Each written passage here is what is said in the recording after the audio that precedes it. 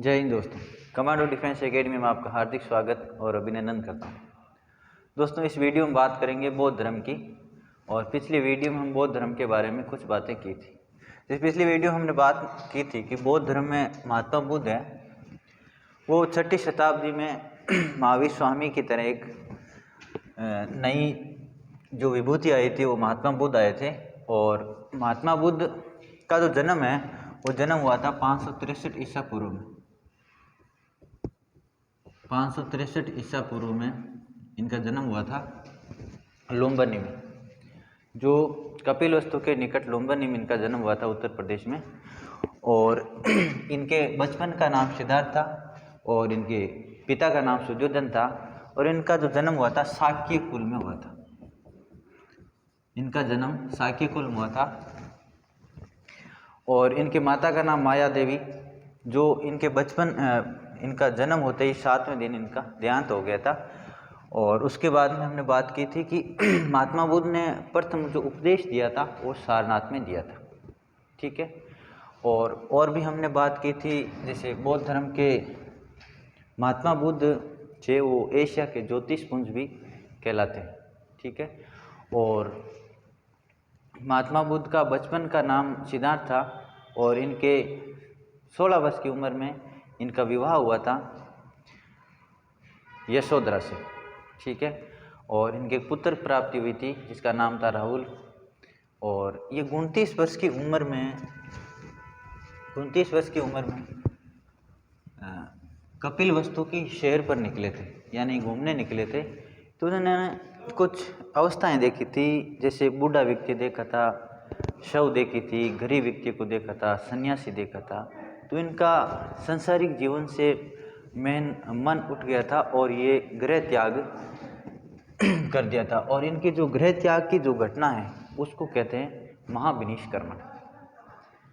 और इनके बारे में और भी है कि जब इनका जन्म हुआ था तो इनके पिता की थोड़ी उम्र बढ़ गई थी और बड़ी बूढ़ी उम्र में इनके पिता के संतान की प्राप्ति हुई थी। तो उन्होंने जो नामकरण था और नामकरण पे बहुत बड़े ज्योतिष को बुलाया था। तो इन्होंने एक ज्योतिष थे, उन्होंने घोषणा कर दी थी कि ये सन्यासी बनेगा।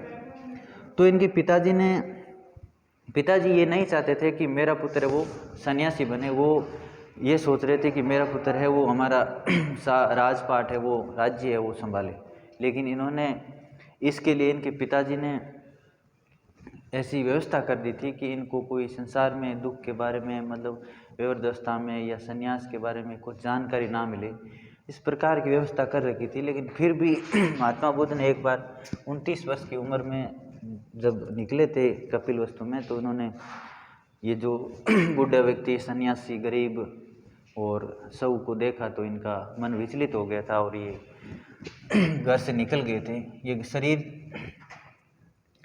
तो ये इनकी कुछ बातें हमने पिछली वीडियो में कर ली थी। अब आपको मैं आगे बता देता हूँ कि इन महात्मा बुद्ध का जो निधन है, मृत्यु हुई थी 483 ईसा पूर्व में हुई थी। कहाँ हुई थी इनकी? गोरखपुर में हुई थी। गोरखपुर के निकट कुशीनगर में, कुशीनगर उत्तर प्रदेश वर्तमान में जो हमारा क्षेत्र है इसमें। ठीक है ना।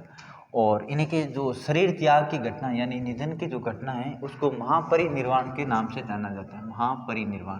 तो ये क्वेश्चन पूछा जाता है कि इनका महात्मा बुद्ध का निधन कब हुआ था? 483 ईसा पूर्व में हुआ था। कहाँ पर हुआ था? तो गोरखपुर के निकट कुशीनगर उत्तर प्रदेश में। और जो मृत्यु की जो घटना थी, शरीर त्याग की घटना, उसको महापरिनिर्वाण कहते थे। ठीक है ना। और गृह त्याग की जो घटना थी मैंने आपको बता दी, महाविनिष्क्रमण। और उसके बाद में ज्ञान को धर्म के रूप में की जो घटना थी उसको धर्म चक्र परिवर्तन के नाम से जानी जाती है। ठीक है। और उसके बाद में अगर इनके जो जन्म और मृत्यु की घटना की जो तिथि है उनकी अगर बात करें तो जन्म और मृत्यु की तिथि का चीन परंपरा के कैंटोन अभिलेख के आधार पर निश्चित किया जाता है कि इनकी जो जन्म कब हुआ था और मृत्यु कब हुई थी। और उसके बाद में अगर बात करें, अगर आपने वीडियो नहीं देखा तो पिछले वीडियो में बौद्ध धर्म के बारे में, महात्मा बुद्ध के बारे में जानकारी दे रखी है, तो आप पिछला वीडियो भी देख सकते हो। ठीक है ना। उसके बाद में बौद्ध धर्म के बारे में विशुद्ध ज्ञान त्रिपिटक नाम से उनसे हमें प्राप्त होता है। और त्रिपिटक का नाम विनय पिटक, सूत्र पिटक अभिधम पट्टिक के नाम से जाना जाता है। और इनकी जो त्रिपिटक है, इनकी भाषा आपसे पूछे तो कौन सी भाषा है? पाली भाषा में लिखे हुए, विनय पिटक, सूत्र पिटक और अभिधम पिटक। ठीक है। उसके बाद में देखो, बौद्ध धर्म के द्वारा सबसे पहले धार्मिक जुलूस को प्रारंभ किया था। हमारे जो धार्मिक जुलूस निकलते हैं वो बौद्ध धर्म ने ही प्रारंभ किया था। ठीक है ना।